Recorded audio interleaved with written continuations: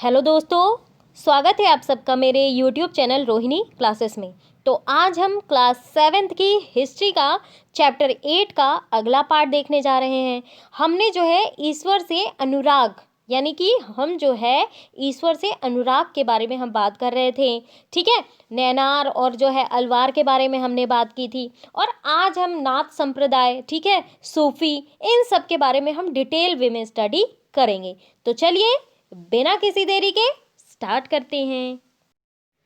तो बात करते हैं महाराष्ट्र के संत। देखिए 13वीं से 17वीं शताब्दी तक ना महाराष्ट्र में बहुत सारे संत कवि हुए, ठीक है, जिनके सरल जो है मराठी भाषा में लिखे गए जो गीत थे आज भी जनमन को प्रेरित करते हैं। अब उन संतों में से सबसे महत्वपूर्ण थे ज्ञानेश्वर, नामदेव, एकनाथ, तुकाराम, सखुबाई जैसी स्त्रियां भी और चोखा मेला जैसे का परिवार जो कि अस्पृश्य समझी जाने वाली महार जाति का था। ठीक है, तो भक्ति की ना ये क्षेत्रीय परंपरा जो है पंढरपुर, ध्यान रखेंगे, पंढरपुर में विठ्ठल विष्णु जी का एक रूप है, पर जन मन के हृदय में विराजमान जो है व्यक्तिगत देव ईश्वर संबंधी विचारों पर केंद्रित थी। अब देखिए ये जो संत कवि थे ना, इन्होंने सभी प्रकार के कर्मकांडों, पवित्रता के ढोंगों और जन्म पर आधारित सामाजिक अंतरों का विरोध किया। यहाँ तक कि क्या किया ना, उन्होंने संन्यास के विचार को भी ठुकरा दिया और किसी भी अन्य व्यक्ति की तरह रोजी रोटी कमाते हुए परिवार के साथ रहने और विनम्रता पूर्वक जो है जरूरतमंद साथी व्यक्तियों की सेवा करते हुए जीवन बिताने को अधिक पसंद किया। उन्होंने इस बात पे भी बल दिया कि असली भक्ति जो होती है दूसरों के दुखों को बांट के लेना होती है। ठीक है, और इससे ना एक नए मानवतावादी विचार का उद्भव होता है। ठीक है, जैसा कि सुप्रसिद्ध गुजराती संत नरसिंह मेहता ने कहा है, वैष्णव जन तो तैने कहिए पीर पराई जानो रे। देखिए ये जो है ना टर्म, ये जो है तो ये पूछा जाता है कि वैष्णव जन तो तैने कहिए पीर पराई जाने रे। तो ये कथन किसका था? तो ये था संत नरसिंह मेहता का। अब देखिए सामाजिक व्यवस्था पर एक प्रश्न चिन्ह हम गीत के माध्यम से समझने का प्रयास करेंगे, जो कि संत तुकाराम का एक अभंग मराठी भक्ति गीत है। ठीक है, देखते हैं। जो दीन दुखियों पीड़ितों को अपना समझता है वही संत है, क्योंकि ईश्वर उसके साथ है। वह हर एक परित्यक्त व्यक्ति को अपने दिल से लगाए रहता है। वह एक दास के साथ भी अपने पुत्र जैसा व्यवहार करता है। तुकाराम का कहना है, मैं यह कहते कहते कभी नहीं थकूंगा, ऐसा व्यक्ति स्वयं ईश्वर है।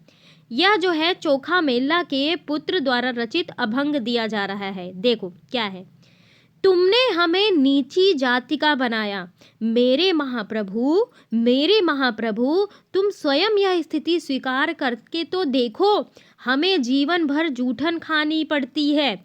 इसके लिए मेरे प्रभु तुम्हें शर्म आनी चाहिए। तुम तो हमारे घर में खा चुके हो, तुम इससे कैसे इनकार कर सकते हो?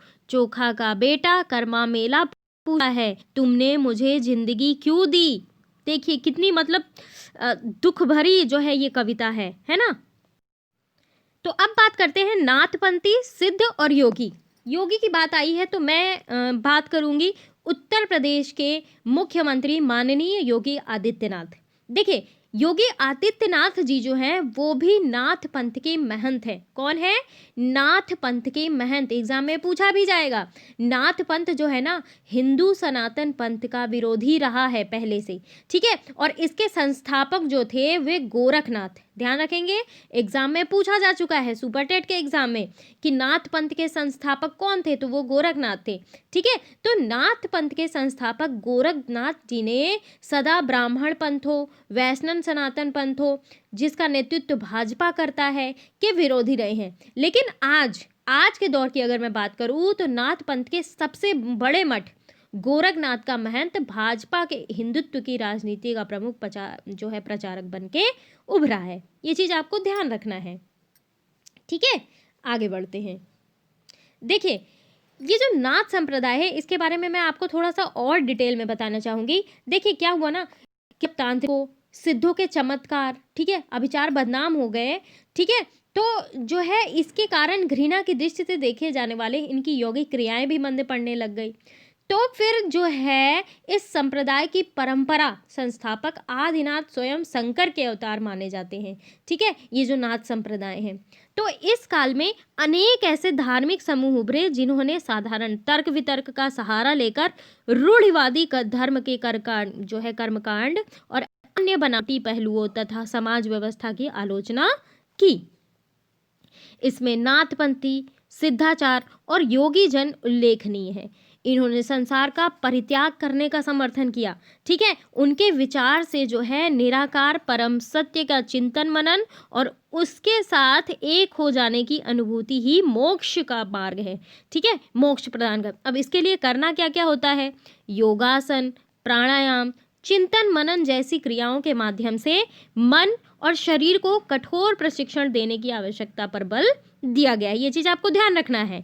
अच्छा, ये जो समूह है ना, ये खास तौर पर नीची कहे जाने वाली जातियों में बहुत लोकप्रिय हुए, ठीक है। और उनके द्वारा ना की गई रूढ़िवादी धर्म की आलोचना ने भक्ति मार्गीय धर्म के लिए आधार तैयार किया, जो आगे चलकर उत्तर भारत में जो है लोकप्रिय बना। ये चीज आपको ध्यान रखना है।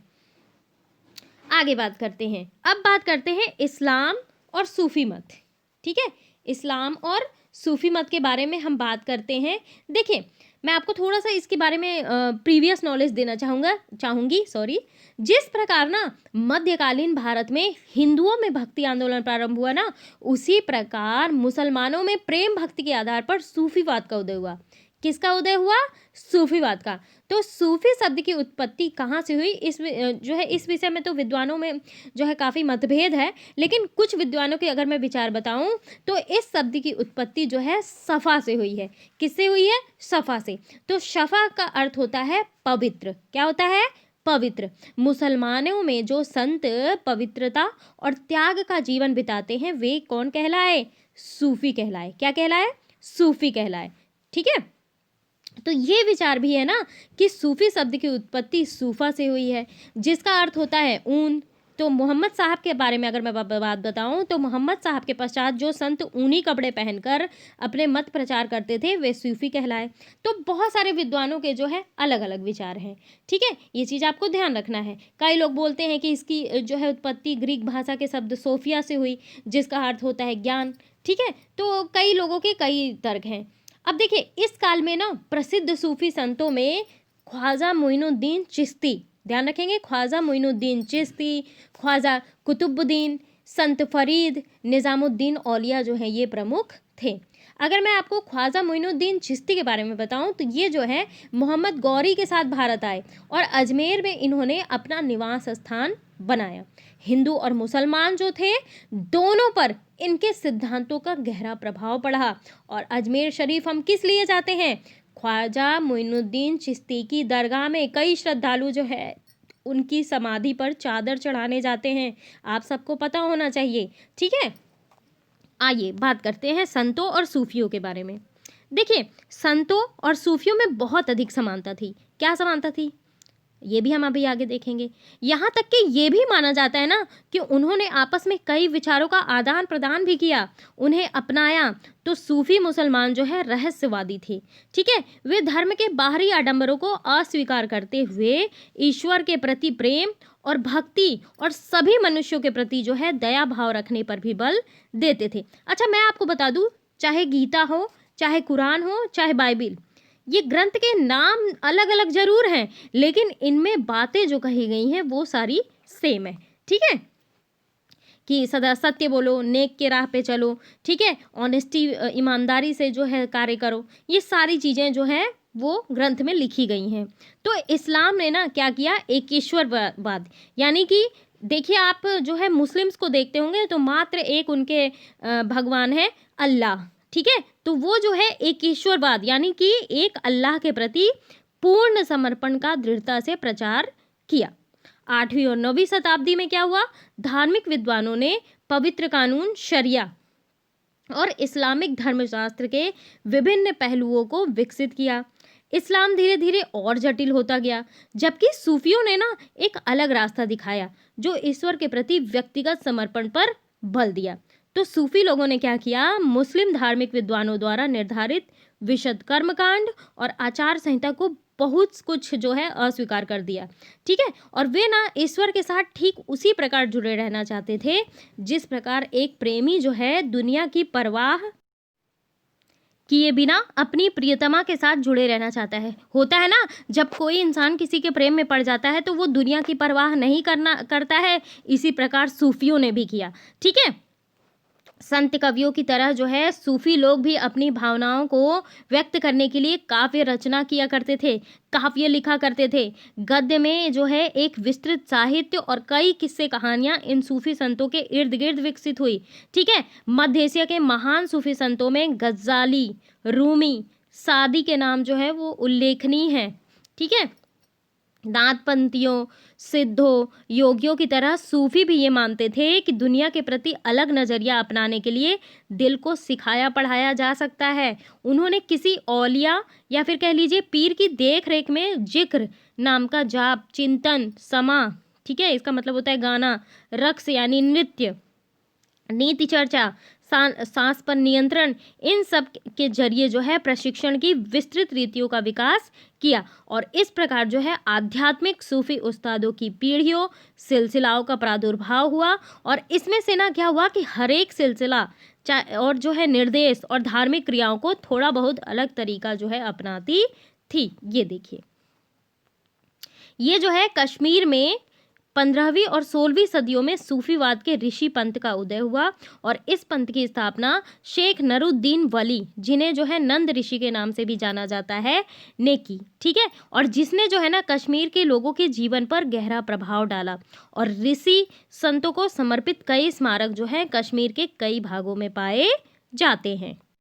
देखिए, खानकाह क्या होता है, ये जो है सूफी संस्था है जहाँ ना सूफी संत अक्सर रहते भी हैं। अच्छा, आगे बढ़ते हैं। देखिए, 11वीं शताब्दी में क्या हुआ, अनेक सूफी जन मध्य एशिया से आकर हिंदुस्तान में बसने लगे थे। उस समय दिल्ली सल्तनत आपने पढ़ा ही होगा। ठीक है, मैं दिल्ली सल्तनत बहुत डिटेल में पढ़ा चुकी हूँ क्लास में। ठीक है, तो आप लोगों ने अगर नहीं पढ़ा हो तो मैं आई बटन में उसका लिंक दे दूंगी, आप जरूर विजिट करिए। ठीक है, इसी क्लास में हमने अध्याय 3 में देखा है।